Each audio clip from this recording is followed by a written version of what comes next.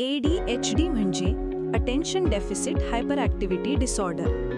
हा एक सामान्य न्यूरो डेव्हलपमेंटल विकार आहे. तो मुलांनाही आणि मोठ्यांनाही होऊ शकतो. हे फक्त लक्ष विचलित होणे किंवा जास्त ऊर्जा असणे नसतं. लक्षणं ओळखली तर वेळेवर मदत मिळू शकते. 1. आधी बोलूया लक्ष न देण्याबद्दल. इनअटेन्शन. ADHD असलेल्या व्यक्तींना काम करताना किंवा बोलताना लक्ष केंद्रित करण्यात अडचणी येते.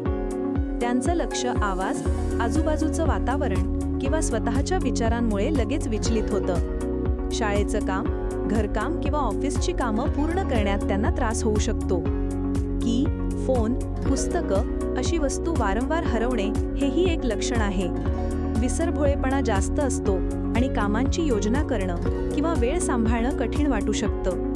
ज्या कामांना जास्त वेळ लक्ष द्यावं लागतं, उदाहरणार्थ अभ्यास, पेपरवर्क, ती कामं ते टाळतात. आता हायपर ॲक्टिव्हिटीबद्दल. हे म्हणजे सतत अस्वस्थ वाटणे किंवा एका जागी बसून न राहणे. हातपाय हलवणे, चुळबुळ करणे किंवा बसायची वेळ असतानाही उठून चालणे हेही याचं लक्षण आहे.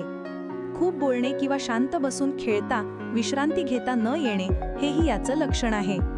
आणि शेवटी इम्पल्सिव्हिटी, हट्टी किंवा घाईघाईचा स्वभाव.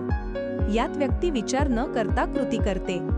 इतरांचं बोलणं मध्येच तोडणे, क्रमाने थांबता न येणे आणि परिणाम न विचारता पटकन निर्णय घेणे दिसून येते. ADHD ही व्यक्तीची चूक नाही, हा एक वैद्यकीय विकार आहे. योग्य मदत, समज आणि उपचार मिळाले तर तो नीट व्यवस्थापित करता येऊ शकतो. लवकर माहिती मिळाल्यास व्यक्तीचं जीवन अधिक चांगलं आणि यशस्वी होऊ शकतं.